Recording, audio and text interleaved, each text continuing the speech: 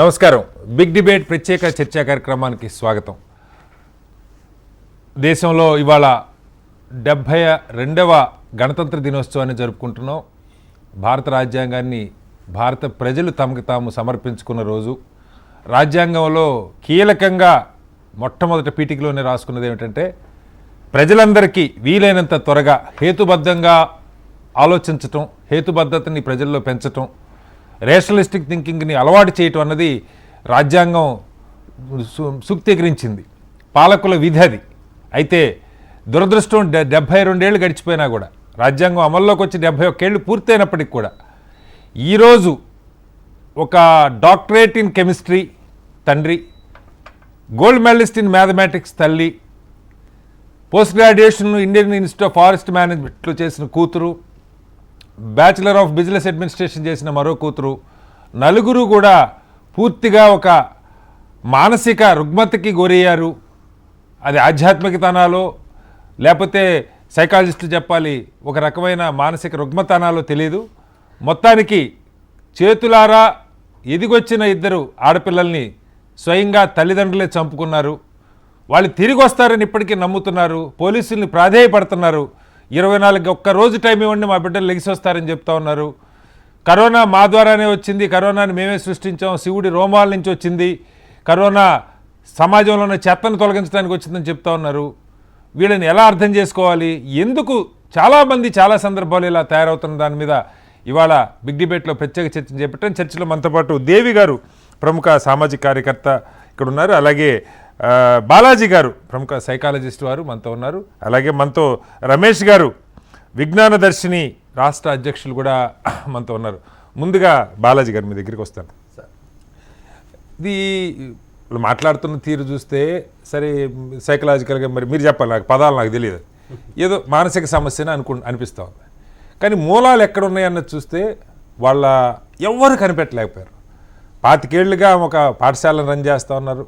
మరి ఏమీ హేతుబద్ధత పిల్లలకి మేడం గారు నేర్పారో తెలియదు. భర్త ఆయన ఒక కాలేజీలో ప్రిన్సిపల్గా చేస్తూ ఉన్నారు, ఉమెన్స్ డిగ్రీ కాలేజీలో. వాళ్ళని ఎవ్వరు కూడా వాళ్ళు బాగా ఏదో ఎక్కువ పూజలు చేస్తారనుకుంటున్నారే తప్ప వాళ్ళకి ఇంత మానసికంగా వాళ్ళు ఈ స్థితిలో ఉన్నారని ఎవరు గ్రహించలేకపోయారు. ఈ సంఘటన జరగడానికి 3-4 రోజుల ముందా కూడా అసలు వాళ్ళ ప్రవర్తనలు ఎక్కడ ఏం తేడా కనపడలే. 3-4 రోజుల ముందు ఏదో ఆయన సెలవు పెట్టారు, ఏదో పూజలు చేస్తూ ఉన్నాం, అసలు ఏం జరిగినా 3-4 రోజుల్లోనే జరిగింది. ఏంటి అసలు దీన్ని ఎలా అర్థం చేసుకోవాలి? ఇది అందరికీ రిపబ్లిక్ డే శుభాకాంక్షలు. అయితే దీనికి మూల కారణం ఆ 3-4 రోజులు అంటున్నారు కదా సార్. 3-4 రోజులు మాత్రం కానే కాదు. ఎందుకంటే ఇది ఎప్పటి నుంచో వస్తుంది. ఇప్పుడు మన సైకాలజికల్ టర్మ్స్లో అపరిచితుడు అనే ఫిలిం మనం చూస్తుంటాం అందరం. ఒక స్ప్లిట్ పర్సనాలిటీ అని ఉంటుంది. వాళ్ళు బయటికి ఒకటి కనిపిస్తారు, లోపల ఒకటి ఉంటారు. అండ్ 99% ఇప్పుడు మీరు వీళ్ళని క్లోజ్ రిలేటివ్స్ కానీ ఫ్రెండ్స్ కానీ వీళ్ళని అందరినీ చూసినట్టయితే కనుక they are not receivers, they are only givers. అంటే ఇప్పుడు they are not listeners, they are only tellers. Order ఇచ్చేవాళ్ళు మాదిరి మాత్రమే ఉంటారు. ఎందుకు అనంటే ఒక పర్టికులర్ స్టేజ్లో వచ్చేసరికి ఎక్కువ చదువుకున్న వాళ్ళ దగ్గర కానీ ఏమి చదువు లేని వాళ్ళ దగ్గర కానీ ఒక అరోగెన్స్ ఉంటుంది. విఘ్నత, హంబుల్నెస్ కూడా చాలామందికి ఉంటుంది. ఎందుకంటే ఇప్పుడు ఏపీజే అబ్దుల్ కలాం అంత విజ్ఞానం ఉన్న మనిషి ఎవరు లేరు. సో వారికి ఎంత హంబుల్గా ఉన్నారు వారు. ఆన్ ద కాంట్రరీ మిడిమిడి నాలెడ్జ్తోని నేను కూడా ఒక గోల్డ్ మెడల్ సాధించేశాను, నేను కూడా ఏదో సాధించేస్తాను, నువ్వేం చెప్తావు, నేను వింటాను అన్నట్టు ఒక అహంకార ధోరణి వాళ్ళలో ఉంటుంది. వాళ్ళు చెప్పేది కానీ వాళ్ళు వినేది కానీ వాళ్ళు ఆలోచించేది కానీ అది మాత్రమే రైట్, మిగిలినన్ని తప్పు అని ఒక నిర్ధారణకు వాళ్ళే వచ్చేస్తారు. ఈ యొక్క వీక్ పాయింట్ని ఎవరో వాళ్ళని ఎక్స్ప్లాయిట్ చేశారు, చాలా సీరియస్గా ఎక్స్ప్లాయిట్ చేశారు. అది ఎట్లా అనంటే ఈ జస్ట్ వీళ్ళని చంపేస్తే బయటికి వస్తారు అన్నది కాదు. దీని వెనకాల ఒక డెఫినెట్గా ఒక రీజన్ ఉంటుంది, చాలా బలమైన కారణం ఉంటుంది. కొందరేమో గుప్త నిధుల కోసమనో, కొందరేమో ఆ మోక్షాని కోసమనో, దానికనో దీనికనో చేస్తూ ఉంటారు. అదే మాదిరిగా ఇక్కడ కూడా ఏదో ఒక డెఫినెట్ రీజన్ ఉంది. లేదు అనంటే ఒక పిల్ల ఒక కూతురు ట్వీట్ చేసిందట, ట్వీటో దీంట్లో చేసిందట, Shiva has come job done అని ఏదో చెప్పిందట. I'm Shiva, I'm something like that, అట్లాంటిది ఏదో చెప్పింది అంటే దాంట్లో అర్థం ఏంటంటే వాళ్ళు లీనమైపోయారు, ఒక మైండ్ సెట్కి వచ్చేసారు అందరు. This is what is going to happen, this is what we will do it అని చెప్పి. ఇదే మాదిరిగా ఒక 13 మంది ఒక ఫ్యామిలీలో చనిపోయారు ఢిల్లీలో, మీరు వినే ఉంటారు అది. అక్కడ కూడా ఎవరికి ఏం అనిపించలేదు, వాళ్ళలాంటి సౌమ్యులు ఎవరు లేరు, వాళ్ళలాంటి మంచి ఆలోచించే వాళ్ళు ఎవరు లేరు, వాళ్ళలాంటి దానకర్తలు ఎవరు లేరు, వాళ్ళలాంటి మంచోళ్ళు ఎవరు లేరు అని చెప్పి అందరూ చెప్పడం జరిగింది. అక్కడ జరిగింది ఏంది, they strongly believed in something. ఆ బిలీఫ్ అన్నది అన్నిటినీ పూసేస్తుందండి. వీళ్ళ గోల్డ్ మెడల్ పనికిరాదు, వాళ్ళ ప్రిన్సిపల్ హోదా పనికిరాదు, ఇంక ఏది కూడా పనికిరాదు, పక్కనున్న మానవత్వాలు ఏది కూడా పనికిరాదు. అండ్ డెఫినెట్గా ఆ పిల్లలకి ఏదో ఒక కహానీ చూపించుంటారు అండ్ వాళ్ళని కూడా ఒక ట్రాన్స్లో పెట్టి హిప్నటైజ్ చేసి వాళ్ళని అలా చేసుంటారు వీళ్ళు. This is definitely a possible thing. ఎందుకంటే అంత ఎదిగిన కూతుళ్ళు బయటికి వెళ్ళి చదువుతున్నారు, మ్యూజిక్ చదువుతున్నారు, ఒక సమాజంలో వేరే భోపాల్ యూనివర్సిటీలో 3rd ర్యాంకర్ పెద్దమ్మాయి. సో అక్కడ ఉండి లోకాన్ని చూసే వాళ్ళకి ఇది సడన్గా ఇంత డ్రాస్టిక్ చేంజెస్ వస్తుంది అంటే నమ్మరు. ఓకే, నమ్ముతారేమో, కొందరికి సెంటిమెంటల్ రీజన్స్ ఉండొచ్చు. ఎస్, బైబిల్ కాలం నుంచో ఆ కాలం నుంచో ఇప్పుడు కూడా మనం చూస్తే ఓల్డ్ సిటీలో వెళ్తే వాడు తాబీజు కడతానంటాడు, అదంటాడు, ఇవన్నీ ఉంటాయి. నమ్మకాలు ఉండొచ్చు, belief system can be there, నువ్వు నమ్మొచ్చు. నేను ఇది పక్కన పెట్టుకొని పోతే కొబ్బరి బొండమని ఒక సినిమా వచ్చింది, అందులో తాబీజు కడతారని చెప్పి వాడు సైకలాజికల్ ఇన్ఫ్లుయెన్స్ ఇస్తే వాడు అందరినీ కొడతాడు. He's basically a strong fellow, but వాడికి ఆ తాబీజు మహిమ అనగానే అది ఒకటి వచ్చేస్తుంది అనమాట సైకలాజికల్గా. అంతవరకు ఓకే. బట్ ఒక ఉన్మాదులా ప్రవర్తించి నేను లేని దాన్ని సృష్టిస్తున్నాను, ఐఎమ్ కాస్మిక్ ఎఫెక్ట్స్ అంతా నేను ఇన్ఫ్లుయెన్స్ చేస్తున్నాను అని ఎప్పుడైతే మాట్లాడతారో that is absolute non sense. ఎక్కడ కూడా ఏ క్షుద్ర పూజలో కానీ ఇదేంటి పాతాళ భైరవి సినిమా కాదు, ఏదో ఇది కూడా కాదు. కాదు కదంటే నా పాయింట్ అది కదా సార్, మీరు అన్నది ఒకటి. సరే, బయట వాళ్ళు ఉన్నారా లేదా పోలీసులు తేలుస్తారు, ఇవాళ బయట వాళ్ళతో పనిలే, ఇది ఉంటే చాలు, మీకు ప్రపంచంలో ఎక్కడ ఏ దరిద్రం ఉన్నా ఆ దరిద్రం అంతా దీనిలో అరగంటలో మనం చూసుకోవచ్చు. కరెక్టే. మీరు క్షుద్ర పూజ కావాలన్నా లక్షల వీడియోస్ ఉంటున్నాయి, లేదు చేతబడి కావాలన్నా లక్షల వీడియోస్ దొరుకుతాయి, లేదు ఏది కావాలన్నా లక్షల వీడియోస్, మిలియన్స్ ఆఫ్ వ్యూస్ మనకు కనపడతా ఉన్నాయి. అవును సార్. సో ఎవరన్నా ఇన్ఫ్లుయెన్స్ చేశారన్నది పోలీసులు తేల్చాలి, కానీ చంపింది అయితే తల్లిదండ్రులేగా. అవును. తమ బిడ్డల్ని ఇంత చదువుకున్న తల్లిదండ్రులు వాళ్ళ విఘ్నతని కోల్పోయి ఒక మూఢత్వంలోకి వెళ్ళిపోయి దాన్ని బలంగా నమ్మి చేస్తున్నారంటే మూలాల్లో ఎక్కడ లోపం ఉందని పోయి వీళ్ళ బిలీఫ్ సిస్టంలోనే లోపం సార్. ఈ బిలీఫ్ వీళ్ళది ఏమనుకుంటున్నారంటే నేను ఇప్పుడు ట్రాన్స్ఫార్మ్ అయిపోయాను, I'm not an ordinary person, ఇప్పుడు నాలో ఏదో ఒక శక్తి వచ్చేసింది. ఎవరో ఒక భ్రమ కల్పించారు వాళ్ళకి, ఏంటంటే నువ్వు ఫలానా పూజలు చేస్తే ఇది చేసుకుంటే నీకు ఇలా వచ్చేస్తుంది, నువ్వు ఇలాంటి ప్రాక్టీస్ చేస్తే నీకు ఇలా వచ్చేస్తుంది అని ఒక భ్రమని కల్పించారు. దాన్ని వీళ్ళు ఏం చేశారు, గాఢంగా నమ్మడం ప్రారంభించారు. అండ్ మీరు కరెక్ట్గా చూడకపోతే ఇలాంటివన్నీ చేసిన వాళ్ళు బయటికి వెళ్ళి తను చేసిన సంఘటన వాళ్ళు ఇంకొకళ్ళకి చెప్తారు కూడా. It's a sort of an attention seeking అనుకోవచ్చు, it's a sort of absolute ఏమంటారు, ఒక ఉన్మాదమే అనాలి దాన్ని. ఏంటంటే నేను చేసేసాను చూడు, అయిపోతుంది చూడు అని. సో ఇది వినేవాళ్ళకి ఒక రకమైన వింతగా ఉంటుంది, వీడి నిజం చెప్తున్నాడా అబద్ధం చెప్తున్నాడా, వీడిని నమ్మొచ్చా నమ్మలేమా అన్న ఒక అయోమయ పరిస్థితిలో పడిపోతారు. ఇప్పుడు వీళ్ళకున్న ట్రైట్స్ వీళ్ళతో మాత్రమే ఉండదు, డెఫినెట్గా there will be another set of people who will be involved in it. It may not be directly involved, but then some way or the other ఎక్కడో ఒక చోట ఇన్ఫ్లుయెన్స్ అయి ఉంటారు. మీరు చెప్పినట్టుగా ఎంతగా మీరు యూట్యూబ్ చూసినా గూగుల్ చేసి అట్లాంటిది వచ్చినప్పటికీ కూడా there will definitely be somebody who has created a platform for them to do something. And వీళ్ళందరూ నార్మల్ ఎట్లాంటి వాళ్ళు ఉంటారు అని అంటే ఎవరెవరి వీక్నెస్ ఎలా పట్టుకోవాలి అన్న దాని మీదనే వాళ్ళ పనులన్నీ ఉంటాయి. ఈ బ్లాక్ మ్యాజిక్ చేసేవాళ్ళు కానీ అది కానీ ఇది కానీ ఇవన్నీ all those people or something like that only. ఇప్పుడు మీరు ఆధర్వణ వేదాలను తీసుకుంటే సమస్య చేసేవాళ్ళ గురించి కాదు సార్, దానికి లోన్ అవుతున్న వాళ్ళు ఎందుకు లోన్ అవుతున్నారు, చేసేవాళ్ళు ఎలాగ ఉంటారు, సమాజంలో డబ్బులు సంపాదించుకోవడానికి చాలా మంది ఉంటారు. కరెక్ట్గా వీళ్ళకి ఒక్క వీక్ పాయింట్ ఉంటుంది సార్. ఈ వీక్ పాయింట్ అన్నది ఏదో డెఫినెట్గా ఒక వీక్ పాయింట్ ఏది అని అంటే సమ్ సార్ట్ ఆఫ్ ఏదో ఒక నిధుల కోసమో లేకుంటే ఎక్స్ట్రా టెరిస్ట్రియల్ పవర్ కోసమో ఒక్క వీక్ పాయింట్ ఉంటుంది, ఆ పాయింట్ని వీళ్ళు ఎక్స్ప్లాయిట్ చేస్తారు. దేవి గారు, మనం మాట్లాడుకున్నాం, మీరు కూడా బోల్డ్ అని కాలేజీలకి కౌన్సిలింగ్కి పిల్లలకి కొంచెం మోటివేట్ చేయడానికి వెళ్తూ ఉంటారు. ఎక్కడన్నా ఈ 70 ఏళ్లలో అసలు హేతుబద్ధ ఆలోచన, హేతువాదం అనగానే అదేదో బూత్ మాటలాగా, వినకూడని మాటలాగా, కాస్త రేషనల్గా ఆలోచించండి, ఒక యాపిల్ పడిందంటే యాక్సలరేషన్ డ్యూ టు గ్రావిటీ అనో లేకపోతే ఇంకొకటనో సైన్సో, కాస్త ఈ పరిజ్ఞానం ఏ మేరకు ఇస్తున్నామో తెలియదు, కానీ మీరు రోజు ఎక్కడ చూసినా, ఏ ఛానల్ చూసినా, ఏ యూట్యూబ్ చూసినా, లేకపోతే ఏం చూసినా పుంకాలు ఎవడికి తోచిందో వాడు చెప్పేస్తా ఉన్నాడు. దానిలో మంచి ఉండొచ్చు, చెడు ఉండొచ్చు. ఇది ఈ తరం మీద పొద్దున కూడా ఎక్కడో ఒక సమావేశంలో గత తరంకు ఉన్నటువంటి మానసిక స్థైర్యం, ఏమంటారు, స్టెబిలిటీ క్రమంగా ఇవాళ కుటుంబ బంధాలు తగ్గిపోతూ ఉన్నాయి, ఇంటరాక్షన్ తగ్గిపోతూ ఉంది, నేర్చుకోవటం తల్లిదండ్రుల నుంచి సమాజం నుంచి తగ్గిపోతూ ఉంది, బట్టి పాఠాలు రాసే జనరేషన్ తయారవుతూ ఉంది. వీళ్ళు ఆ ఎక్స్పోజర్ తగ్గిపోతుంది, ఇవి ఎక్కువ అవుతూ ఉన్నాయి. ఎటువైపు వెళ్తూ ఉన్నారు? మీరు ఇందాక ఇంట్రొడక్షన్లో చెప్పిన పాయింట్ ఏదైతే ఉందో, మనం హేతుబద్ధమైన ఆలోచనని పెంపొందించాలి, తార్కికతని పెంపొందించాలి, సైంటిఫిక్ టెంపర్ని పెంపొందించాలి. ఇది మనకి ఇచ్చిన లక్ష్యం ఆర్టికల్ 51లో. కానీ మీరు ప్రభుత్వ శంకుస్థాపనల నుంచి రామజన్మభూమి శంకుస్థాపన చేసి గడ్డాలు పెంచడం దాకా చూడండి. నేను చాలా సీరియస్గా చెప్తున్నాను. ఎంత అన్సైంటిఫిక్, అది వ్యక్తిగతమైన నమ్మకం అయితే కావచ్చు, కానీ కొన్ని అధికార పదవుల్లో ఉన్నవాళ్ళు ఆ పని చేస్తే మూఢత్వం పెంపొందించడమే. తప్పనిసరిగా అది పక్షపాతమే, తప్పనిసరిగా అది అన్సైంటిఫికే, తప్పనిసరిగా అది రాజ్యాంగ విరుద్ధమే. దీనికి కంటిన్యూషన్ చెప్తాను. శ్రీహరికోట నుంచి ఇంకో చోటు నుంచి రాకెట్లు ప్రయోగించేటప్పుడు మోడల్స్ తీసుకెళ్ళి దేవుడి కాళ్ళ దగ్గర పెట్టి చేస్తాం. నేను అంటుంది సైంటిస్టులు చేస్తున్నారు. సైంటిస్టులకు వ్యక్తిగత నమ్మకాలు ఉండకూడదా? ఉండొచ్చు. కానీ ఇక్కడ వస్తున్నది ఏంటంటే ఓవరాల్ అట్మాస్ఫియర్లో నువ్వెంత సైంటిస్ట్ అన్నా కావచ్చు, నువ్వెంత మ్యాథమెటిషియన్ అన్నా కావచ్చు, at the end of the day నువ్వేం చేయాలంటే ఆశీస్సులు పొందాలి. అంటే ఏంటంటే మానవ ఆలోచన, మేధస్సు, మానవ శ్రమ సృష్టించిన అద్భుతమైన అచీవ్మెంట్ని, ఈ అచీవ్మెంట్ ఏంటి? మనం పొరలుగా ప్రకృతి యొక్క నియమాలను విడదీస్తున్నాం, ప్రకృతి నియమాలను వాడుకుంటున్నాం. It's a discovery. అంతే కదా, ప్రకృతి నియమాలని మనం వాడుకుంటున్నాం, దానికి అతీతంగా చేసింది కానీ వాడుకోవటమే. కానీ దీన్ని అసలు ఒక సైన్స్ని ఆమోదించడానికి సిద్ధపడని ఒక మనస్తత్వాన్ని మనం పెంపొందించుకుంటూ వచ్చాం.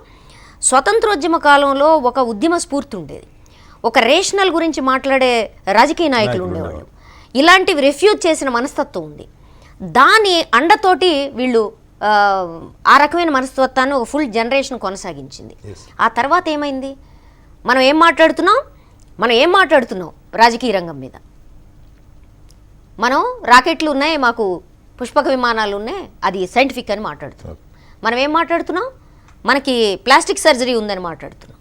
ఏ బేసిస్ లేదు. అంటే ప్రతి చెత్తని, ఆధారం లేని చెత్తని, కనీస చరిత్ర జ్ఞానం లేదు, కనీస సైంటిఫిక్ నాలెడ్జ్ లేదు.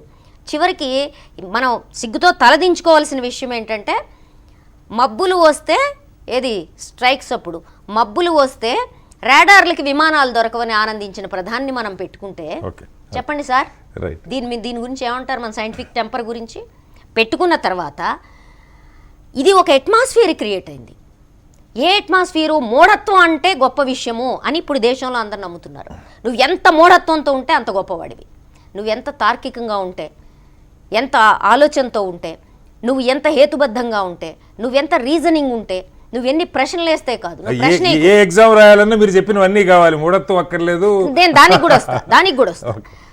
ఇది జరగాలి. ఇది ఎక్కడ జరగాలి? ఇది పాఠ్యపుస్తకాలలోనూ మనకిచ్చే మల్టిపుల్ ఆన్సర్స్ క్వశ్చన్స్లో కాదు, మన మెదడులో, మన నిత్య జీవితానికి అన్వయించుకోవడం సైంటిఫిక్ టెంపర్. ఇక్కడ కనెక్షన్ తెగిపోయింది. మీరు ఇందాక చెప్తున్నారు, ఆవిడ మ్యాథ్స్, ఆయన కెమిస్ట్రీ. ఎక్కడ కనెక్షన్ తెగిపోయింది? మన సైంటిస్టులకి ఎక్కడ బుర్రలో కనెక్షన్ తెగిపోయిందో వీళ్ళకి కూడా తెగిపోయింది. మన మొత్తం టెక్నాలజీలో కనెక్షన్ ఏదైతే ఉందో అది తెగిపోయింది. తెగిపోవడానికి 2 కారణాలు ఉన్నాయి. ఒకటి, ఈ టెక్నాలజీని తయారు చేసేవాళ్ళు, టెక్నాలజీని ప్రచారం చేసే వాళ్ళకి చాలా స్పష్టంగా చాలా సైంటిఫిక్ స్టడీ చేస్తారు, మార్కెటింగ్కి సైంటిఫిక్ స్టడీ చేస్తారు. కానీ వాళ్ళు ప్రచారం చేసేదేంటి? పూర్తి అన్సైంటిఫిక్గా ప్రచారం చేస్తారు. రెండో వైపున ఈ టెక్నాలజీ పెరగడంతో పాటుగా మీరు అన్నట్టు మనకి సామాజిక సంబంధాలు తెగిపోయినాయి. మనిషితో మనిషే హేతుబద్ధం అండి. మీరు ఒక ప్రశ్న ఇస్తారు, నేను ఒక జవాబు చెప్తా, మీరు చెప్పింది నాకు ఆలోచన రేకెత్తిస్తుంది. నేను ప్యాసివ్ లిజనర్ అయితే నేను ఎప్పుడు ప్రశ్న వేయను. మనం ఇప్పుడు ఈ జనరేషన్ జెడ్ ఏదైతే ఉందో ఇది ప్యాసివ్ లిజనర్స్ జనరేషన్. అందులో ప్రశ్నలు అడుగుతున్న వాళ్ళు లేరా? ఉన్నారు. కానీ ప్రశ్నను టాలరేట్ చేయని దేశం కదా ఇప్పుడు మంది. దానికి తోడు ఇంకోటి కూడా చెప్పాలి మీకు ఇక్కడ. అదేమిటి అంటే, మనిషి తన శక్తిని ఎక్కడి నుంచి పుంజుకుంటాడు?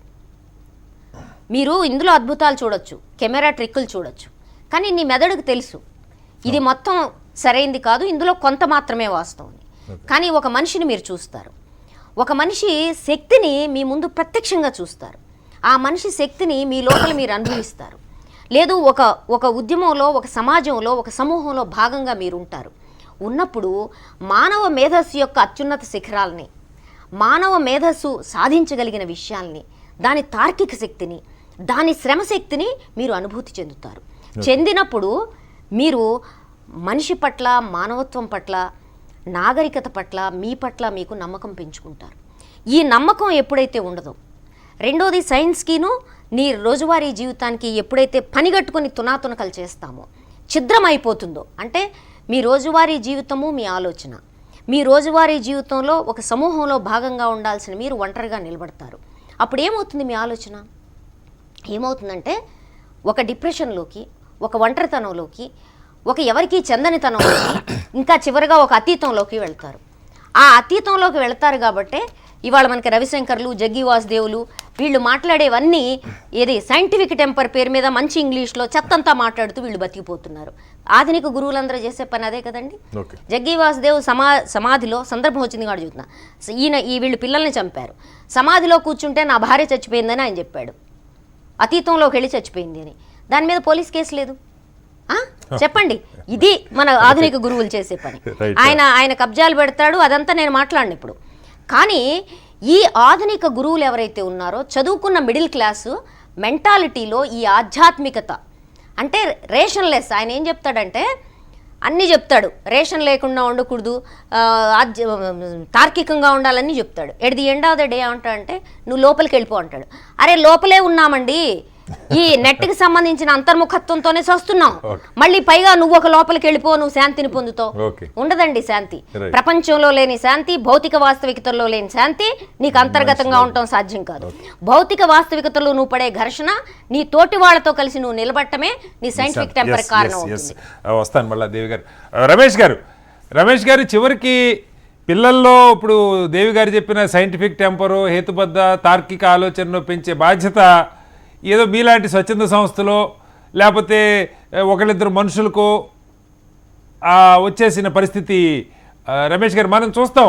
దశాబ్దాల క్రితం టర్నింగ్ పాయింట్ అని ఒక ప్రోగ్రాం ఉండేది.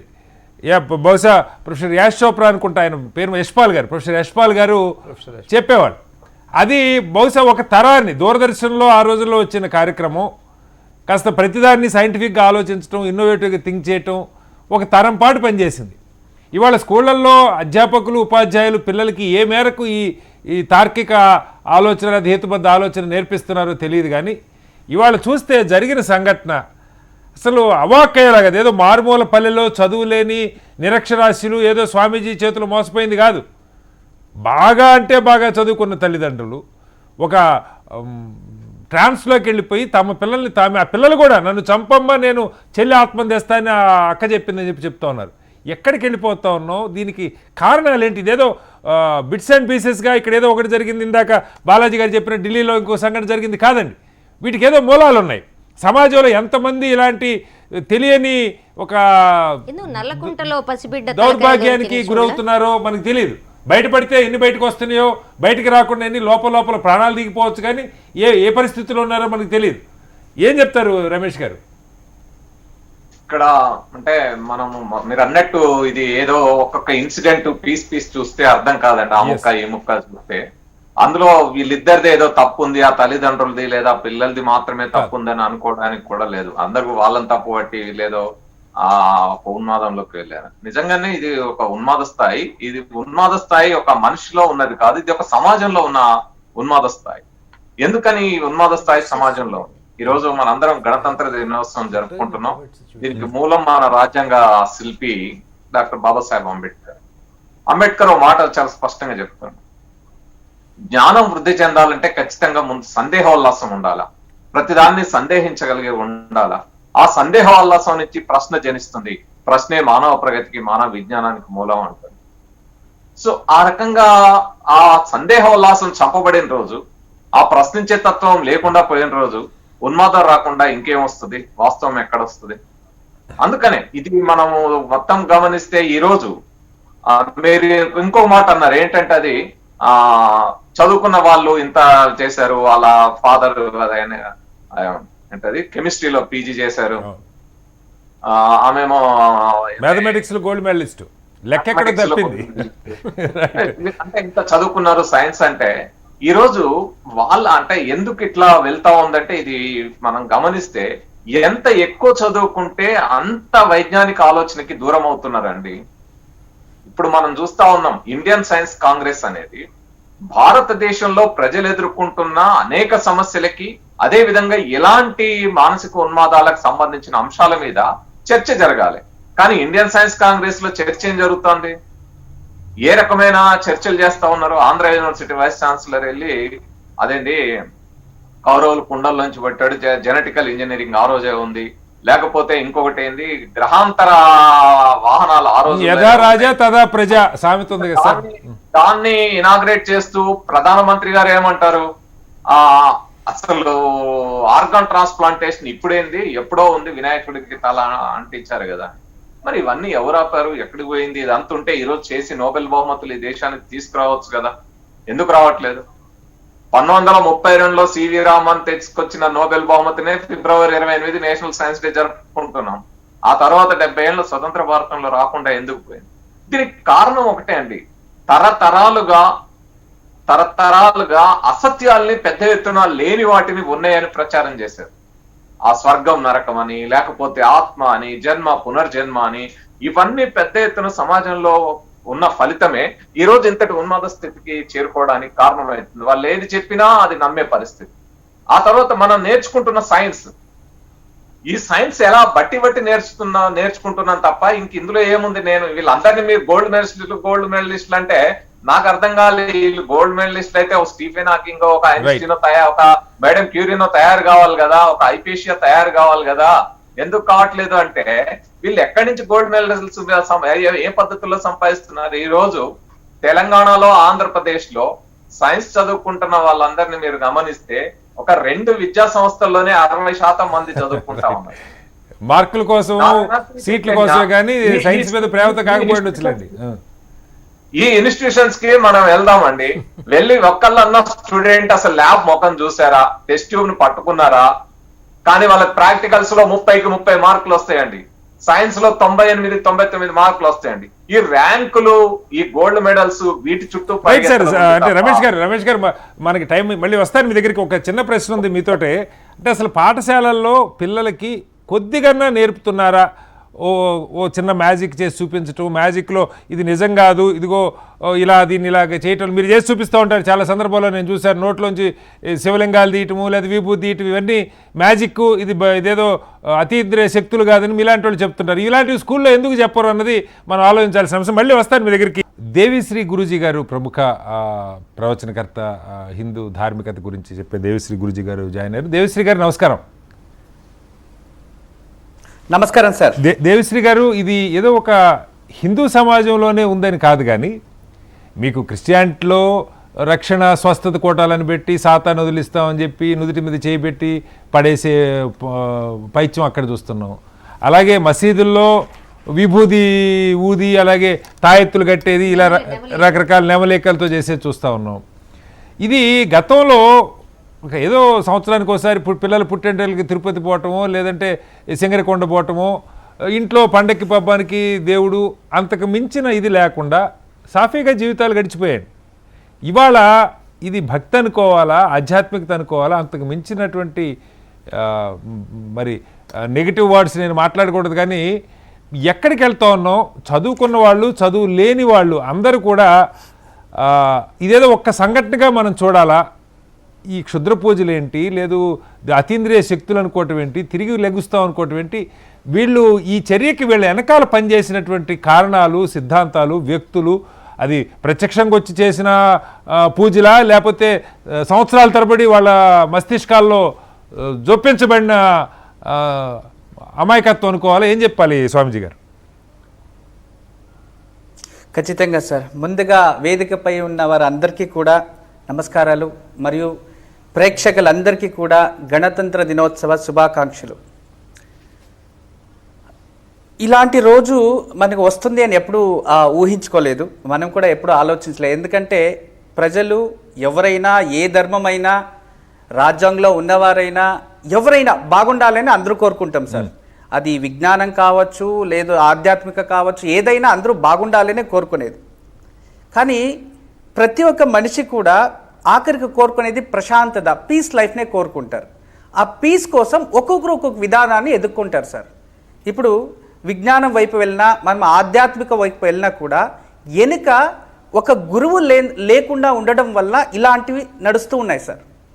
ఇప్పుడు చాలామంది యూట్యూబ్ ద్వారా కావచ్చు, సోషల్ మీడియాస్ ద్వారా కావచ్చు, ఇలాంటి దాంట్లో ఎక్కువ మూఢనమ్మకాలు అని ప్రేరేపించేవి ఎక్కువ ఉన్నాయి. ఓకే, అందులో ఎంతవరకు సత్యం ఉంది, అసత్యం ఏంటి, దాన్ని ప్రశ్నించేవాళ్ళు, పరీక్షించేవాళ్ళు అందరూ ఉంటేనే ఏది నిజము, ఏది అసత్యం అనేది బయటపడుతుంది. ప్రతి ఒక్కరు కూడా ఒకే కోణంలో చూడడం వలన ఇలాంటి మూఢనమ్మకాలు ఎక్కువ అవుతూ ఉన్నాయి. అది నా అభిప్రాయం. ఓకే, కానీ ప్రపంచంలో ఇలాంటివి ఇక్కడే కాదు సార్, అన్ని దేశాల్లో చాలా చోట్ల జరుగుతున్నాయి. విశేషంగా మన దక్షిణ భారతంలోనే ఎక్కువ ఉన్నాయి సార్. ఇవి నా వరకు తెలిసిన వరకు దక్షిణ భారతంలోనే నేను ఎక్కువ చూస్తూ ఉన్నాను. ఇక్కడ ఒకటే కాదు, ఇంతకు ముందు కూడా చాలా చోట్ల జరిగింది. ఇది వీళ్ళు చదువుకున్నవారు, గొప్పవారు, స్కూల్స్ ఉన్నాయి, 2 రోజుల నుంచి అన్ని చోట్ల ఇదే మాట్లాడుకుంటున్నారు. కానీ వీళ్ళు విజ్ఞానం వైపు ఇంత జ్ఞానం పెంచుకొని నలుగురికి బోధించే వాళ్ళు అయ్యుంది, వీళ్ళు ఎందుకు ఇలా చేశారని అన్నిది ఒకే ప్రశ్న.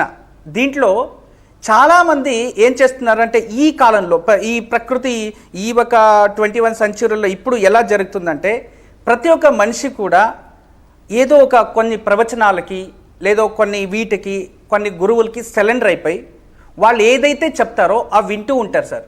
దీంట్లో కొన్ని క్లాసెస్ అని కూడా వచ్చాయి సార్ ఇప్పట్లో.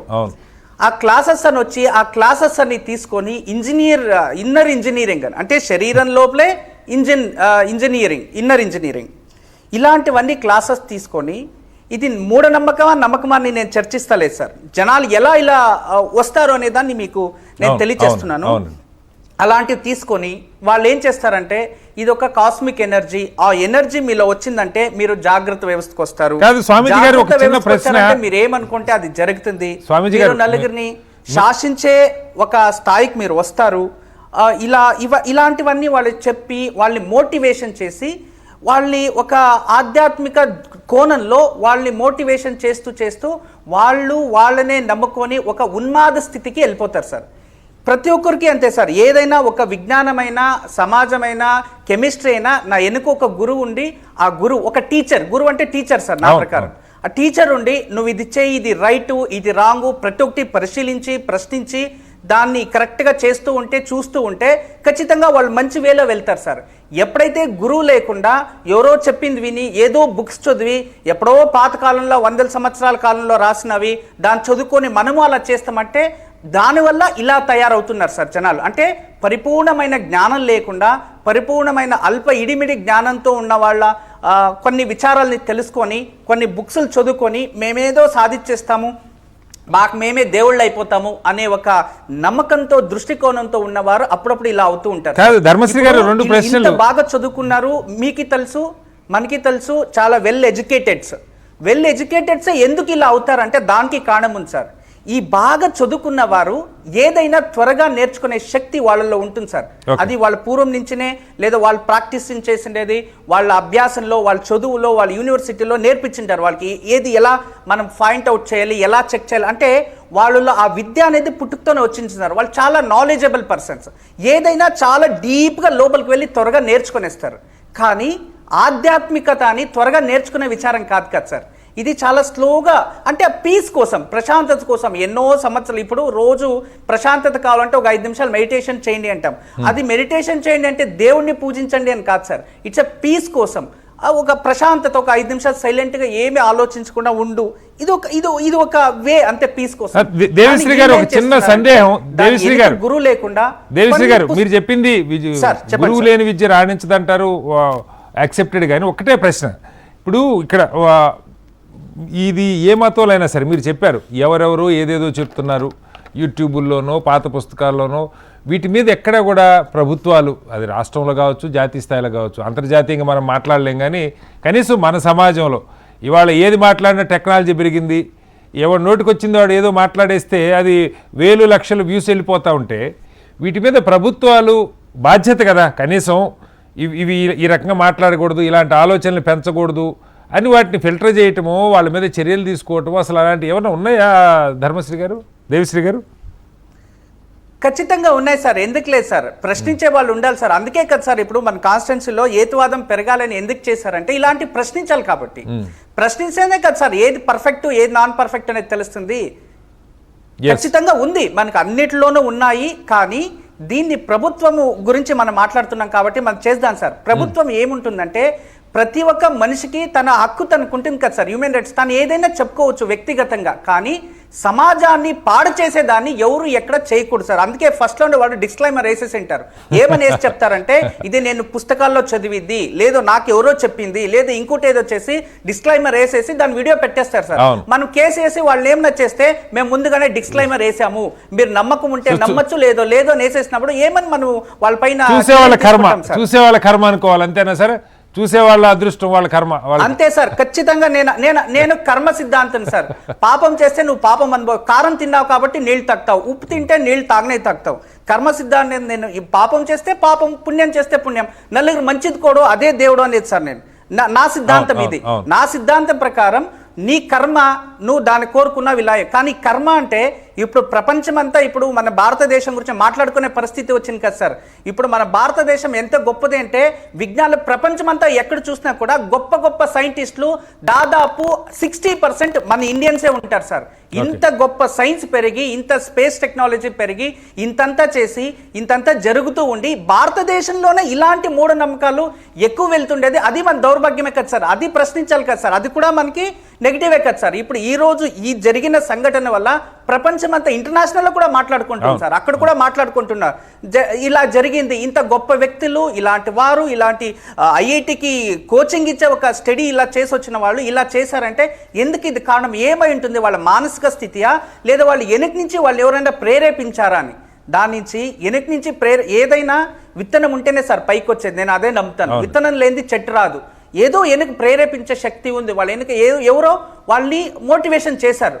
ఆ మోటివేషన్ అనేది అది వాళ్ళంతకు వాళ్ళ ఇంకా నేను ఏదో మంచి స్థాయికి వెళ్ళిపోయాను, నేను ఇంకా మంచి పొజిషన్కి వెళ్ళిపోతాను, కాస్మిక్ ఎనర్జీ నా మాట వింటుంది, నేనేమనుకుంటే అది చేయగలను అనే వెళ్తూ ఉన్మాద స్థితికి వెళ్ళి పిచ్చోళ్ళైపోయారు. రైట్ దేవిశ్రీ గారు, ఆఖరిగా ఇద్దరు పిల్లలు మీ ద్వారా ప్రభుత్వాలకి పాఠశాల స్థాయి నుంచి మీరే చెప్తా ఉన్నారు, ఒక హేతుబద్ధ ఆలోచనని దేవుడి మీద నమ్మకం ఏదో ఒక మానసిక ధైర్యం కోసం చేయటం వేరు, పూర్తిగా దానిలో మునిగిపోయి అది ఆధ్యాత్మికతో క్షుద్ర పూజో అర్థం కాని పరిస్థితికి వెళ్ళటం వేరు. ఈ రెండింటి మధ్య ఆ గీతని ఈ తరానికి అర్థమయ్యేలాగా కనీసం మరి నాస్తికవాదం నేను చెప్పట్లా, కనీసం దీన్ని అర్థమయ్యేలాగా చేసే ప్రయత్నం. అక్కడ కూర్చున్న వాళ్ళందరూ ప్రబద్ధ మానవులు సార్. ప్రతి ఒక్కరికి వాళ్ళందరూ కూడా ఖచ్చితంగా ఇప్పుడు నా జొత్తులో నా ముందు ఎవరైతే కూర్చున్నారో అందరూ ప్రబద్ధ మానవులు. వాళ్ళ నాలెడ్జ్ ఖచ్చితంగా వాళ్ళకు ఉంది సార్. కానీ నా నాలెడ్జ్తో నేను చెప్పేది ఒకటే సార్, ఆధ్యాత్మికత దేవుడి పూజ అనేది మనం ఎందుకు ప్రేరేపిస్తామంటే అతనిలో మంచి థాట్, ఒకరికి మోసం చేయకూడదు, నువ్వు కష్టపడి బతుకు, వేరే వాడిని మోసం చేస్తే అది నీకు పాపం వస్తుంది, జనాల్ని నమ్మద్దు, నిన్ను నువ్వు నమ్ముకో, అంటే నీకేదైనా చెప్పుకోవాలనిపిస్తే ఏదో ఒక అతీతమైన శక్తి ఉంది దాన్ని నమ్ముకో, అంతేగాని ఒకరు మోసం చేయొద్దు, ఇంకోటి ఇది చేయొద్దు. నీలో పాప ప్రజ్ఞ పడితే వాడు మంచి దారిలో వెళ్తారు, పెద్దవాళ్ళని గౌరవిస్తారు, అమ్మా నాన్న గౌరవిస్తారు అనే ఒక మంచి ఉద్దేశంతోనే ఆధ్యాత్మిక పెరగాలి అని ఆలోచిస్తామే. కానీ ఇది పరిపూర్ణంగా మూఢనమ్మకం పెంచాలి అనేది ఇక్కడ ఎవరు ఏ ఆధ్యాత్మిక వ్యక్తులు ఉండరు సార్. కొందరు వ్యక్తిగతంగా వాళ్ళు బతకడానికి, వాళ్ళు పెరగడానికి, వాళ్ళంతకు వాళ్ళు ఏదైనా ఇక జనాలతో డబ్బు వేరే ఇంకేదైనా పొందేయడానికి, ఇలాంటి వాళ్ళు వ్యక్తిగతంగా పెరగడానికి ఇలాంటివి వాళ్ళు చేస్తూ ఉంటారు. ఖచ్చితంగా నేను జనాలకు చెప్పేదంతా ఒకటే, ఈరోజు దయచేసి అందరూ అర్థం చేసుకోండి, ప్రజలందరూ కూడా ఇవన్నీ ఇలాంటి కొన్ని మూఢనమ్మకాలు చాలా ఉన్నాయి. అలాంటి మూఢనమ్మకాలని మనం అందరూ అరికట్టాలి, ఆపాలి. ప్రశ్నించే వాళ్ళు ఉంటేనే ఏదైనా ఆపగలరు. భగవంతుని పూజించండి, భగవంతుని నమ్మండి, ఒక మంచి మార్గంలో వెళ్ళండి. కానీ వ్యక్తిగతంగా ఏదో నేను నేర్చుకునేస్తా, నేనేదో పెద్ద మాంత్రికుడిని అయిపోతా, లేదో నేనేదో ప్రపంచాన్ని శాసించే శక్తి నాకు వచ్చేస్తుంది, నేను ఒక ఆరో ఎనర్జీని పెంచుకుంటా, లేదో నేనేదో చేస్తా అంటే అంత మూఢనమ్మకానికి దేవిశ్రీ గారు ఆ ఇన్సిడెంట్ జరిగిన తర్వాత కొన్ని సోషల్ మీడియాలో చర్చలు ఏం జరుగుతున్నాయంటే ఆ ఇంటి వాస్తు గురించి చర్చ జరుగుతూ ఉంది. కొత్తగా వాళ్ళు ఇల్లు కట్టారు 6 నెలల క్రితం, దానికి ఏదో వాస్తు దోషం ఉంది, ఆ కారణంగా వీళ్ళు ఇట్లా అయ్యారని కూడా మళ్ళీ ఇంకొక వైపు లాగుతున్నారు. ఏం చెప్పాలి దేవశ్రీ గారు? సార్ ఖచ్చితంగా సార్ దీనికి నేను ఆన్సర్ ఇస్తాను సార్. ఖచ్చితంగా ఇలాంటి వాళ్ళు మాట్లాడే వాళ్ళని నేను వ్యతిరేకిస్తాను సార్. ఎందుకంటే 6 నెలల్లో వీళ్ళకి వాస్తు దోషం వల్ల చంపేశారు అది ఇది అంటే I'm not supportive sir. Simple logic చెప్తాను సార్. జపాన్ కంట్రీ చాలా ముందు వరించిన కంట్రీ వాళ్ళు పెద్ద ఒక షార్క్ ని తెచ్చి ఒక అక్వేరియంలో పెట్టారు సార్. పెట్టంగానే 3 రోజులు చనిపోయింది సార్. 3 రోజులు ఆహారం తినలేదు. ఎందుకు తినలేదు అంటే ఆ అక్వేరియం అది సముద్రంలో బతికేది, దానికి ఆడ జాగ్రత్త సరిపోలేదు, ఇన్సఫిషియెంట్ అయింది. అంటే దాని సఫికేషన్ ఫీల్ అయింది, ఆహారం ఆకలి మానేసింది, చనిపోయింది. వాస్తును అంతే సార్. ఏదైతే ఇన్సఫిషియెంట్ ఉంటుందో అదే సార్ వాస్తు. ఏదైతే మనకి చుట్టుపక్కన వాతావరణం ప్రశాంతంగా లేదు, ఇల్లు ప్రశాంతంగా లేదు, గాలి వెలుగు వస్తలేదు అంటే అదే సార్ వాస్తు. దాని గురించి మనం ఇంకొక రోజు చర్చించుకుందాం సార్. అయితే ఇప్పుడు ఏదైతే సోషల్ మీడియాలో ఇవన్నీ వీళ్ళంతా మాట్లాడుతున్నారో ఖచ్చితంగా వాళ్ళు వేలో వాళ్ళు చెప్తారు సార్. కానీ మనం ప్రజలకి తెలియచేయాల్సినది, పూర్వంలో శంకరాచార్యులు మనకి చదువుకుంటుంటాం సార్. మా గురువులు చెప్పిండేది మేము చదువుకునేది శంకరాచార్యులు. వాళ్ళు ఈ శరీరం నుంచి ఇంకో శరీరానికి ట్రావెల్ చేశారు, తర్వాత ఆ సమయంలో మళ్ళీ ఈ శరీరానికి వచ్చారు అన్నారు సార్. దీన్ని ఆత్మ విద్య అంటారు సార్, పరకాయ ప్రవేశము అంటారు సార్. ఇప్పుడు కూడా మన విజ్ఞానంలో కొందరు సైంటిస్టులు ఏం చెప్తున్నారంటే మనం ఇక్కడ కూర్చొని మన శరీరాన్ని ఒక తటస్థ స్థితిలో పెట్టి మన మనసుని, అంటే మనం ఏది తెలుసుకుంటే అది మన మైండ్కి వస్తుంది సార్. చూసింటేనే మన మనసుకు వస్తుంది. అమెరికా నేను టీవీలో ఎక్కడో చూశాను, దాని మనసులో తెలుసుకుంటే అమెరికా వస్తుంది, చూడకపోతే ఎదుటి వ్యక్తి చెప్పినవి మనసుకు వస్తాయి సార్. అలాంటి చెప్పే వాళ్ళు కరెక్ట్గా ఉండి కరెక్ట్మైన స్థితిలో చెప్తే అది వాళ్ళకి అర్థమవుతుంది సార్.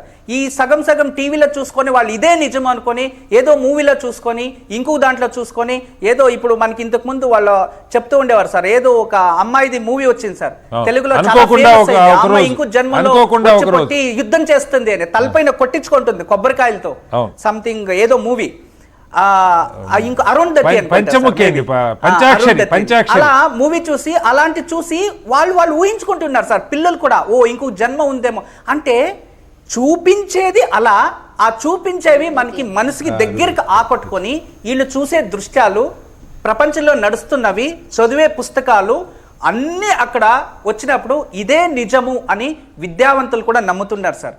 ప్రతి ఒక్కటి విద్య సార్. ప్రపంచంలో ఒక ఏతువాదిని ఒక విద్య, వేదం చెప్పేవాడు ఒక విద్య, ఇక కెమిస్ట్రీ ఒక విద్య, సమాజ విద్య అన్ని విద్యలే సార్. ఏది మన కించపరచకూడదు, కానీ ప్రతి విద్యలో లోపాలు ఎన్నున్నాయి, ఏది మంచివే, ఏది ఏ దానికి అనుసంధానం అవుతుంది అనేది తెలుసుకొని ఆ ప్రెజెంటేషన్ అనేది ఇచ్చేది కరెక్ట్ గా ఇస్తే ఇలాంటి మూఢనమ్మకాలు పెరగవు సార్. మన ఇంట్లో ఉన్న పక్షులు ఇంటికి వస్తలేదు, ఇలాంటి ప్రకృతిలో మూఢనమ్మకాలతో ఇంట్లో పూజ చేస్తే మీ బంగారం డబుల్ అవుతుందంటే హైదరాబాద్లో తెచ్చి పెడుతున్న పరిస్థితి మనం చూస్తున్నాం. బాగా రియల్ ఎస్టేట్లో డబ్బులు సంపాదించిన వాళ్ళు కూడా ఇంట్లో పూజ చేస్తే మీ బంగారం అంతా చివరికి సినిమాల్లో చూపించినా కూడా మారని పరిస్థితుల్లో జనం ఉంటే లోపం ఎక్కడుంది? సినిమాల్లో అదేదో చిరంజీవి గారి సినిమాలో అప్పుడెప్పుడో చూపించారు, ఆ తర్వాత 10 ఏళ్ళకి కూడా మీ బంగారం వాడు మూట కట్టి పెట్టండి, నేను పూజ చేస్తే డబుల్ అవుతుందంటే తెచ్చి పెడుతున్నారు. ఎంత దౌర్భాగ్యమైన పరిస్థితులకు నెట్టబడుతున్నారు సార్. ఖచ్చితంగా సార్. ఇటువంటి వాళ్ళని సార్, అందుకే ఇది ఒక మాఫియాగా తయారైంది సార్. మాఫియాగా తయారైంది. ఖచ్చితంగా నేను దీన్ని ఒప్పుకుంటాను. ఎందుకంటే ఎవరో కొందరు తప్పు చేయడం వల్ల అందరి మీద తప్పు వస్తుంది.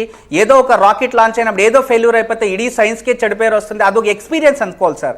ఇలాంటి వాళ్ళు ఉన్నారు అని జనాలకు తెలియాలి. ప్రతి ఒక్కటి ఎక్స్పీరియన్స్గా తీసుకోవాలి. ఇప్పుడు అతను చెడ్డోడయ్యాడు, మోసం చేశాడు, అరే ఇలా ఉంది, ఇది నిజం కాదు, ఇది అబద్ధం అని మనం తెలియచేయాలి సార్. అప్పుడు వెళ్ళరు. ఇప్పుడు ఇలాంటి వాటికి ఇంతకు ముందు నేను అనుకున్నది విద్యావంతులు పాపం ఎడ్యుకేషన్ తెలీదు, వాళ్ళు అందుకే ఇలా అయిపోతున్నారు. వీళ్ళకి ఎడ్యుకేటెడ్ చేయాలి, వీళ్ళకి మంచి నిజాలు తెలియాలి. దేవుడు అంటే ఏంటి, మనం పని అంటే ఏంటి. ఇప్పుడు నేను చెప్పేది సార్, నువ్వు చేసే పని, నువ్వు వృత్తినే నువ్వు దేవుడు అనుకో, అదే నీకు మంచి చేస్తుంది. నీ పని నువ్వు నమ్ముకో, నిన్ను నువ్వు నమ్ముకో, మీ అమ్మా నాన్న నమ్ముకో, వాళ్ళని గౌరవించు. ఒక మంచి వేళ వెళ్ళు, గురువు దైవం గౌరవించి పెద్దోళ్ళని ఒక వేళ వెళ్ళు అనే మేము చెప్పేది అదే సార్. కానీ ఇక్కడ ఇన్ని రోజులు ఉండింది ఏమంటే ఒక జనాల్లో ఒక వెల్ ఎడ్యుకేటెడ్స్ కాకుండా ఎడ్యుకేటెడ్ లేని వారు, ఎడ్యుకేషన్ లేదు, మధ్యలో ఉండిపోయారు, వీళ్ళకి ఏం తెలీదు. ఇలాంటి వారు వాళ్ళు మోటివేషన్ వల్ల కంప్లీట్లీ వాళ్ళకి సరెండర్ అయిపోయి ఈ ఒక క్షుద్ర పూజలు లేదా ఏదో నిధులు ఎత్తిస్తాము, ఇంకోటి ఎత్తిస్తాము అని వాళ్ళు బతకడానికి కోసం డబ్బులు వీళ్ళ దగ్గర లాక్కొని ఇలా చేస్తున్నారు అనుకున్నాం సార్. ఇంత వెల్ ఎడ్యుకేటెడ్ అయ్యుండి వీళ్ళు ఇలా చేశారంటే దీని వెనుక మిస్టేక్స్ వాళ్ళలోనే ఉన్నాయి సార్. ప్రబద్ధమాన అంటే ఆ ఎవరైతే వెనుక గురువు ఉన్నారో ఆ గురువు చిన్నగా చొత్తి వదిలేసింటారు, వీళ్ళు మధ్యలో ఆగిపోయి దాన్ని ఏదో చేయడానికి వెళ్ళి నేను ఏదో సాధిస్తాను అనుకునేకి వెళ్ళి వాళ్ళు ఉన్మాద స్థితికి వెళ్ళి వాళ్ళు అన్కాన్షియస్ మైండ్ బ్రెయిన్ పని చేయకుండా వాళ్ళు ఊహించుకునేదంతా సత్యం అనుకుని ఆ ఊహలో బతికేశారు సార్. ఫ్యామిలీ 5 మంది కలియుగం అయిపోయి సత్యుగం వచ్చిందని కూడా చెప్తున్నారు ఆవిడ. ఎస్ స్వామీజీ కంటిన్యూ చేయండి. సార్ ఇప్పుడు రోజు నేను పూజ చేసేటప్పుడు నేను భగవంతుని సంకల్పం చెప్తాను సార్, కలియుగే ప్రథమ పాదే అని. అంటే కలియుగం ఇంకా ప్రథమ పాదంలోనే ఉంది సార్ నా నమ్మకం. కలియుగం ఎండ్ అవ్వాలంటే ఇంకా 3 పాదాలు సార్. గుమ్మడికాయంతలో రాగింజ అంతే సార్ కలియుగం అయిపోయిండేది. గుమ్మడికాయ అంటే పంకిన్ సార్, పంకిన్ లో రాగి గింజ అంతే సార్ అయిపోయిండేది. అలాంటి రాగి గింజలు ఎన్ని పడితే సార్ అది గుమ్మడికాయ కంప్లీట్ అయిపోయేది. అవన్నీ అబద్ధాలు. సత్యయుగం ఏదో పొట్టేసింది, ఇంకా సత్యయుగంలో ఇంకెవరో పుడతారు, మనం శాసిస్తారు, అవన్నీ తప్పు. మనల్ని శాసిస్తున్నది ప్రకృతి మాత్రమే. ప్రకృతిని కాపాడుకోవాలి. ప్రకృతి మనకి ఎలా అందించిందో ప్రకృతిని అలాగే ప్రకృతికి ఇవ్వాలి. అదే ఉత్తమైన ధర్మం, నిజమైన ధర్మం అదే సార్. Right sir. రమేష్ గారు ఆఖరిగా చెప్పండి, ఈ నిజంగా ఇవాళ పాఠశాలల్లో సరే మనం అంతిమంగా ఎవరి కర్మ వాళ్ళు అనిపిస్తారో కర్మ సిద్ధాంతం కాకపోవచ్చు, కానీ నెక్స్ట్ జనరేషన్లో ఈ సమస్య రాకుండా పాఠశాలల్లో పిల్లలకి అసలు ఏమి నేర్పుతున్నారు? కాస్తన్నా ఈ హేతుబద్ధ ఆలోచన, తార్కిక చింతన, తర్కం నేర్పే పరిస్థితులు ఉన్నాయా? మీ ఎక్స్పీరియన్స్ ఏంటి? అంటే హేతుబద్ధ ఆలోచన తర్కం గురించి తర్వాత నేను అది మాట్లాడతా. అసలు బేసిక్ సైన్స్ నేర్పేటప్పుడు మన భారత రాజ్యాంగం చెప్పిన ఒక ఆర్టికల్ 51A పౌరుల ప్రాథమిక బాధ్యత to develop scientific temper, spirit of enquiry, humanism and reform. ఇది నేర్పాలి కదా అంట నేను. కానీ మనం సైన్స్ ని ఎలా నేర్పుతున్నాం? ఇంతకుముందు చెప్పినట్టు బట్టి పట్టించి నేర్పిస్తున్నారు. కానీ మెథడ్ ఆఫ్ సైన్స్ ఒకటి ఉంది. మెథడ్ ఆఫ్ సైన్స్ లో first observation, critical observation, questioning, ఈ 2 ముఖ్యమైన కీలకమైన. ఇవి లేకుండా అసలు మానవ ప్రగతి అనేది లేదు. ఆ 2 నేర్పకుండా మీరు సైన్స్ ను కూడా బట్టీలు పట్టించి సూత్రాలు అన్ని బట్టి పట్టించిన తర్వాత ఇక సమాజం ఈ రకంగా ఉండకుండా ఎలా ఉంటది? అలా నేర్చుకున్న వాళ్ళు ఏమవుతారు? టెక్నోక్రాట్స్ తయారవుతారు. వైజ్ఞానిక మానవులుగా ఎదగరు కదా, వైజ్ఞానిక సమాజం ఏర్పాటు కాదు. అందుకనే మనకి సైంటిస్టులు అయినా వాళ్ళు పోయి చెంగాలమ్మ గుడిలో ముహూర్తాలు పెట్టి రాకెట్ ఎగిరేయడానికి చెంగాలమ్మ గుడిలో ముహూర్తాలు పెడతారు. ఇంతకుముందు కలాం గారి గురించి చెప్పారు. కలాం గారు అంటే నాకు కూడా గ్రేట్ రెస్పెక్ట్ ఉంది. ఆయన చాలా ఆవిష్కరణల్లో పాల్గొన్నారు, చాలా ఆవిష్కరణలు చేశారు. కానీ ఈ ఆధ్యాత్మికత దగ్గరికి వచ్చేసరికి ఆయన పరిస్థితి ఏంది? ఒక బాబా దగ్గరికి వెళ్ళి యూనివర్స్ లో ఎవరో వస్తా ఉంటే అక్కడెక్కడో డివైన్ లైట్ కనపడింది, అది ఎక్కడి నుంచి వచ్చింది అంటే భూమి నుంచి వచ్చిందని చెప్పి అంత చెప్తే అది ఎట్లా సైన్స్ అవుతుంది? అందుకని ఇక్కడ మనకు ఇలాంటి వాటి అన్నిట్లో గమనించాల్సింది ఏంటంటే ఈ ఆలోచన ప్రశ్నించే తత్వం లేకపోవడమే దీనికి కారణం. ఇంతకుముందు ఆధ్యాత్మికత అది వేరు ఇది వేరు అని చెప్తున్నారు. నేనంటాను ఇక్కడ మొదటి ముద్దాయి ఆధ్యాత్మికతే మనలో హేతుబద్ధ ఆలోచన లేకుండా చేస్తుంది. ఆధ్యాత్మికతే మనకి ప్రశ్నించే తత్వం లేకుండా చేస్తుంది. ఎందుకని? మీరు లేనిది ఉందని చెప్తారు. దైవం ఉందంటారు, లేదా స్వర్గం నరకం ఉందంటారు, లేదా ప్రభురాజ్యం ఉందంటారు, అల్లా రాజ్యం అంటారు. ఆ అల్లా రాజ్యం కోసం, ఆ ప్రభు రాజ్యం కోసము, ఆ స్వర్గ నరకాల కోసమే కదా ఇన్ని దారుణాలు జరుగుతా ఉన్నాయి, ఇన్ని హత్యలు జరుగుతా ఉన్నాయి. ఆ అల్లా రాజ్యంలోకి చేరాలనే కదా పవిత్ర యుద్ధాల పేరుతో జిహాదులు జరిగి ఉగ్రవాదులు తయారైనా, లేకపోతే ఆ ప్రభు రాజ్యానికి చేరాలనే మా అమ్మాయి ఈరోజు చనిపోతే ప్రభు రాజ్యానికి వెళ్ళిపోతుంది అని మాకు కళ్ళలో చెప్పాడు ప్రభు అని కళ్ళు కూడా వీకి నాలుకలు చీల్చి మన రంగారెడ్డి జిల్లాలోనే కదా చంపింది. సో ఇట్లాంటి ఇప్పుడు ఈ దారుణాలు ఇవన్నీ కూడా చూస్తుంటే లేనిది ఉందని చెప్పే అసత్యాలే దీనికి ప్రధానమైన కారణం అనేది మనం గమనించాలి. ఎప్పుడైతే ఇంతకుముందు ఇంకొక మాట అంటున్నారు ఏంటంటే అది చదువు రాని వాళ్ళకి మనం చదువు నేర్పాలి అని. నాకు అర్థమైంది ఏంటంటే ఈ చదువుల వల్ల చదువు రాని వాళ్ళలోనో కాస్తో కూస్తో హేతుబద్ధ ఆలోచన మిగిలి ఉంది, కాస్త ప్రశ్నించే తత్వం మిగిలి ఉంది. ఇంకా చదువుకున్న వాళ్ళలో అయితే ఆ మాత్రం కూడా లేకుండా పోతుంది.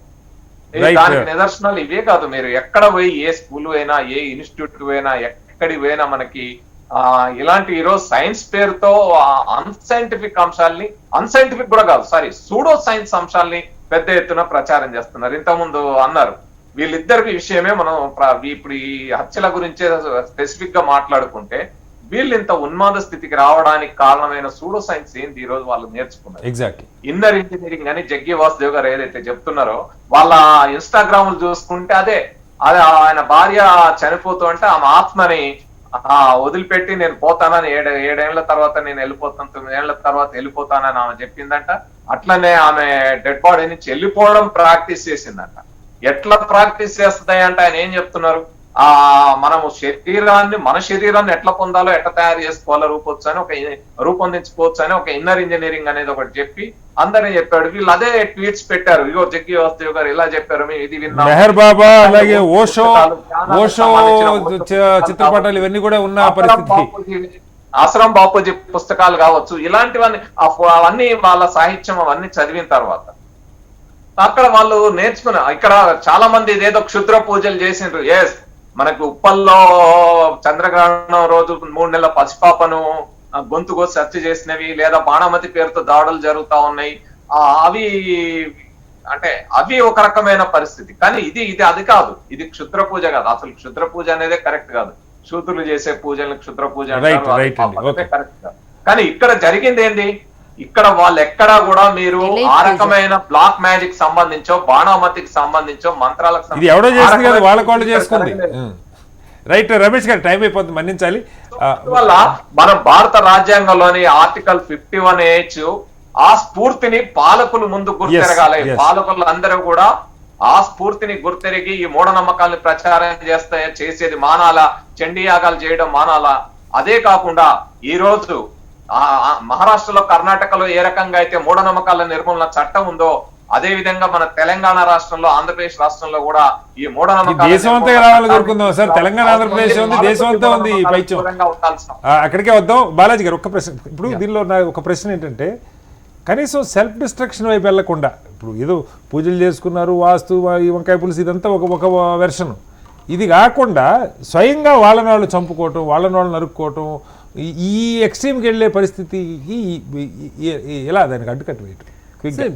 ఇక్కడ యాక్చువల్లీ ఏమైపోతుందంటే సార్, ఒక పర్టికులర్ స్టేజ్ అయిన తర్వాత మనిషి తన పైన ఉన్న ఒక బ్యాలెన్స్ని కోల్పోతారు. They start thinking differently. ఇప్పుడు వాళ్ళ మానసిక పరిస్థితి ఎలా అయిపోతుంటే స్ప్లిట్ పర్సనాలిటీ లాగా. నేను ఉన్నప్పుడు ఇలా చైర్ మీద కూర్చున్నప్పుడు ఒక మాదిరిగా ఉంటాను, చైర్ నిలబడగానే నేను ఒక కింగ్ అన్నట్టు ఒక ఫీలింగ్లో వచ్చేస్తారనమాట. సో అయితే దీంట్లో మీరేదో కాస్మిక్ అనండి, ఏమని అనండి, ఒక విపరీతమైన కోరిక ఉంటుంది లోపల, ఒక క్రేవింగ్, ఏదో ఒకటి నేను సాధించుకోవాలా, అందరికన్నా నేను గొప్ప పెంచుకోవాలని, నేను something I have to be big అని అనుకుంటారు. అదే మొత్తానికి ఉంటుందా? ఒకళ్ళకుంటే ఆశ్చర్యం లేదు, నలుగురికి ఒకేలాగా ఎలా వచ్చింది? ఇప్పుడు ఎట్లా అవుతుందంటే సార్, సైంటిఫిక్గా ఆలోచిస్తే కనుక డిఎన్ఏలో కొన్ని కణాలు ఉంటాయి sir. The mentalities match certain things. ఇప్పుడు వీళ్ళిద్దరూ if they were to be in the same DNA, ఒకటే చుట్టరిక పెళ్లి అయి ఉంటే కనుక వాళ్ళ దాంట్లో కూడా కొన్ని ఉంటాయి. సో వీటిలో కొన్ని psychological problems exist, some are getting influenced. ఇప్పుడు who is the dominating partner?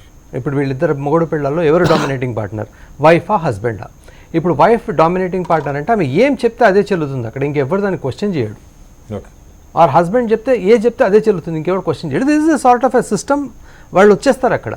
ఇప్పుడు నేను పోయి ప్రశ్నిస్తాను, అది చేస్తాను, ఇది చేస్తాను అని అంటే కాదు. అదే నేను స్టార్టింగ్లోనే చెప్పాను, they are all the people not listeners but tellers. అంటే వాళ్ళు ఆదేశించే వాళ్ళే కానీ వినేవాళ్ళు కాదు, నేనేం చేస్తానని తెలిసేది కాదు. ఇప్పుడు నాకున్న అందరికన్నా ఎక్కువ ఆలోచన, నాకు అన్నిటికన్నా ఎక్కువ ఆలోచన, అన్ని యాంగిల్స్లో ఆలోచించేది ఏంటి అంటే ఆ 2 ఇన్స్టిట్యూషన్స్ అండి. వీళ్ళు హెడ్ చేసిన ఆ 2 institutions I'm really feeling very bad about those institutions. ఎందుకంటే వాళ్ళతో పాటు పనిచేసిన కొందరు ఉండొచ్చు, వాళ్ళకి these thoughts will be haunting them. వాడు నాకు కూడా చెప్పాడు కదా, ఇలా శివ వస్తాడు, ఇది చేస్తాడు, అది చేస్తాడు, అది చెప్పేస్తాడు కదా, నాకు నన్నేమన్నా చేస్తుందా అన్న వాళ్ళొక భయాందోళనకు గురవుతారు. ఇలా పిల్లలకి ఏమేమి చెప్పారు, దశాబ్దాలుగా పిల్లల్ని తయారు చేసి వదిలేరు. ఆ పిల్లలు ఎలాంటి మానసిక పరిస్థితుల్లో ఉంటారు. ఆ రూమ్ నుంచి హెచ్ఎం రూమ్ పక్క నుంచి పోతుంటా, అరే ఇక్కడే ఉంది కదా, ఏదో ప్రాబ్లం ఉంది, ఇక్కడ దయ్యంలాగా వస్తుందేమో అన్న ఒక రియల్ బిగ్ సైకలాజికల్ ఫియర్ ఉంటుందండి. దాన్ని ఎట్లాగైనా మనం తొలగించాలా. All people should become conscious about it and then వాళ్ళకి ఒక రీహాబిలిటేషన్ మాదిరి చేయాలి, సమ్ ఓరియంటేషన్ చేయాలి. అండ్ ప్రతి యాక్షన్ వెనకాల ఒక రేషనల్, చెప్పినట్టుగా ఒక రేషనల్ థింకింగ్ చేయాలి. ఎస్, మనిషి ఒకటి చెప్పుంటాడు, నువ్వు పోతే మెడిటేషన్ చేస్తే నీకు అవన్నీ తగ్గుతాయి అని చెప్పి. మెడిటేషన్ చేస్తే ఏమవుతుంది సార్ కరెక్ట్గా చెప్పాలి అని అంటే, సైంటిఫిక్గా సైన్స్గా చెప్పాలి అని అంటే, it increase the blood flow, oxygen flow, blood flow increase చేస్తుంది. Oxygen flow to the mind, brain increase చేస్తుంది. This is what happens. దానిలో నుంచి ఆ లోపల ఉన్న న్యూరాన్స్ కానీ అవి కానీ ఇవన్నీ ఏం చేస్తాయంటే ఒక రకంగా it helps you to regulate your thought process. ఇది బేసిక్ అది ఉంటుంది. అది చెప్పకుండా నువ్వు ఇది చేస్తే బాగుంటుంది అది చేస్తే బాగుంటుంది అని చెప్పి ఇప్పుడు ఇంతకు ముందు మన పెద్దలు చెప్పినట్టుగా అలాంటి యాంగిల్లో వెళ్తే గనక వాళ్ళు బ్లైండ్ గా ఆఖరిగా ఏ మెసేజ్ చెప్తారు ఈ తరం పిల్లలకి? కనీసం వాళ్ళకి ఈ ఆలోచన పెంచే మార్గం ఎట్లా హేతుబద్ధంగా ఆలోచించడం? పిల్లలకి నన్ను చెప్పమని అడుగుతున్నారు, కానీ తల్లిదండ్రుల దగ్గర నుంచి మొదలు పెట్టండి, పెంపకం దగ్గర నుంచి రకరకాల వివక్షతలు నేర్పిస్తాం, అదొక భాగం. రెండోది ఏం నేర్పిస్తావు? నువ్వు పరీక్షకు పోయే ముందు నాయనా నువ్వు ఎంత కష్టపడితే అంత, అమ్మ నువ్వు ఎంత కష్టపడితే అంత, నీ బుర్ర ఎంత పని చేస్తే అంతే ఫలితం వస్తుందని చెప్తున్నావా? పోతూ పోతూ మధ్యలో ఒక కొబ్బరికాయ కొట్టిపో, దాన్ని బట్టి కూడా ఫలితం వస్తుందని చెప్తున్నాం. అంటే మన పిల్లలు వాళ్ళ బుర్రలతో వాళ్ళు ఆలోచించుకుని స్వచ్ఛందంగా, ఇప్పుడు వాళ్ళు ఆధ్యాత్మికత వైపు వెళ్తారా ఆధునికత వైపు వెళ్తారా ఈజ్ నాట్ మై బిజినెస్, కానీ వాళ్ళకి అవకాశం మనం ఎక్కడన్నా ఇస్తున్నాం ఆ కుటుంబాల్లో. ఇది రీఎన్ఫోర్స్ అవుతుంది స్కూల్కి వెళ్ళిన తర్వాత. మోస్ట్ అన్సైంటిఫిక్ థాట్స్ అన్నీ మనం చరిత్ర పేరు మీద, సోషియాలజీ పేరు మీద, ఆధ్యాత్మికత పేరు మీద, నైతిక ప్రబోధాల పేరు మీద అక్కడ పెడుతున్నాం. నా ప్రశ్న ఏంటంటే, ఇందాక చాలా తెలివిగా చెప్తున్నారు గురువులు తప్పు లేదు అని. మనకి ఎప్పుడైతే గురువుల నుంచి నేర్చుకుంటాం కదండి, వీఆర్ ఇన్ఫ్లుయెన్స్డ్ బై టీచర్స్. ఇక్కడ నువ్వు కొంతమంది, ఇప్పుడు మనకి కరోనా వచ్చింది, కొంతమందికి వెంటనే వచ్చింది, కొంతమంది తక్కువగా రెసిస్టెన్స్ ఉంది. అంటే నీ బాడీలో ఇమ్యూనిటీ రెసిస్టెన్స్ని బట్టి నువ్వు ఆ క్రిమిని ఎట్లా ఎదుర్కొంటావు అనేది ఉంటుంది. నీ సమాజం మొత్తం ఇలాంటి పనికిమాలిన మూఢనమ్మకాలతో, బిలీఫ్ కాదండి ఇది, అంధనమ్మకం మూఢనమ్మకం, ఇది బిలీఫ్ కాదు. బిలీఫ్ సిస్టమ్ అంటే ఏంటి? ఉన్నాడు ఓకే నాకు కొంచెం హెల్ప్ చేస్తాడు అనుకోవడం బిలీఫ్ సిస్టమ్. అంతేగాని పరమ మూఢత్వంతో ఎదుటి వాళ్ళని చంపుతున్నావా బతికిస్తున్నావా కూడా తెలియని ఒక స్థితికి వెళ్ళిపోయిన ఉన్మాదానికి వెళ్ళిపోయిన దశలో దీన్ని మనం ఏమంటాము? దీన్ని ఏమంటాం అంటే ఓవరాల్ అట్మాస్ఫియర్లో క్రిములన్నీ విపరీతంగా ఉన్నప్పుడు, ఈ ఆధ్యాత్మిక క్రిములు, ఈ అంధవిశ్వాసాల క్రిములు విపరీతంగా పలురు ధోరణుల నుంచి వస్తున్నప్పుడు, మన ఛానల్స్ నుంచి, భక్తి ఛానల్స్ నుంచి మొదలుపెట్టి పుంఖాలుగా అవి ఒక వ్యాపార ఆధ్యాత్మిక మాఫియా తయారైనప్పుడు ఎంతమంది రెసిస్ట్ చేయగలుగుతారు? ఎందుకని వాళ్ళ మధ్యతరగతి వల్నరబుల్గా మారింది? ఎందుకని వీళ్ళ బుర్రలు పనిచేయట్లేదు? అంటే చాలా స్పష్టంగా నువ్వు రాజ్యాంగాన్ని 70 ఏళ్లుగా నెమ్మదిగా చెదలు పట్టినట్టు తింటూ వచ్చేసావు. ఇవాళ వచ్చేసరికి సైంటిఫిక్ టెంపర్ అనే మాట బూతు కింద తయారైన పరిస్థితి ఈ దేశంలో సృష్టించావు. అందువల్లే ఈ దేశంలో నీకు మ్యాథమెటిషియన్స్, లెక్చరర్స్ బట్టే వాళ్ళు తయారవుతున్నారు తప్ప మనకి సైంటిస్టులు తయారు కావట్లేదు. మనం వ్యాక్సినేషన్ కూడా ఆర్డర్లు వేస్తున్నాం కాబట్టి మనం ఇతరుల మీద ఆధారపడాల్సింది. అంటే ప్రతి చోట మూఢత్వాన్ని పెంచి పోషించి ఒక ఏదైతే మానవ నాగరికతకి విజ్ఞానానికి వ్యతిరేకమైన ఆధిపత్యాన్ని ప్రోత్సహించి చేస్తున్న ఈ అట్మాస్ఫియర్ ఏదైతే ఉందో, ఈ అట్మాస్ఫియర్లో ఎవరైతే నిరోధించగలరో వాళ్ళు రెసిస్టెన్స్ ఉన్నోళ్ళు తట్టుకుంటారు. వాళ్ళ రెసిస్టెన్స్ కూడా వాళ్ళ కుటుంబాల నుంచి వచ్చింది, నాట్ ఫ్రమ్ అవుట్ సైడ్. కాబట్టి కుటుంబాల దగ్గర మొదలు పెడితే, విద్యా సంస్థల దగ్గర మొదలు పెడితే, ప్రభుత్వం వరకు దీని మీద కనీసం రాజ్యాంగాన్ని పాటించాలి. రైట్ అండి, ఓకే. ఏదేమైనా సరే రాజ్యాంగంలో చెప్పబడినట్లు, ఆర్టికల్ 51లో చెప్పబడినట్టు సమాజం మొత్తానికి, ప్రతి బిడ్డకి, ప్రతి తల్లికి, ప్రతి తండ్రికి, ప్రతి పౌరుడికి హేతుబద్ధ ఆలోచన, సైంటిఫిక్ టెంపర్ని అలవాటు చేయాల్సిన బాధ్యత ప్రభుత్వాల మీద ఉంది. అది పాఠశాల నుంచి స్టార్ట్ కావాలి. ప్రభుత్వాలు ఆ దిశగా ఆలోచించాలి. టీవీలలో ఇష్టం వచ్చినట్లు మాట్లాడే రకరకాల స్వామీజీల ప్రచారాలు, లేకపోతే యూట్యూబ్లో వస్తున్నటువంటివి ఎవరిని ఎటువైపు దారితీస్తున్నాయో వీటి మీద కాస్త నియంత్రణ ఉండటం అవసరం. సమాజంలో ఏం జరుగుతుందో ప్రతి ఒక్కళ్ళు చూసుకోవాలి. ఇలాంటి పరిస్థితులు సమాజం నోరెళ్ళు పెట్టేలాంటి సంఘటనలు జరగటం నిజంగా దురదృష్టకరం.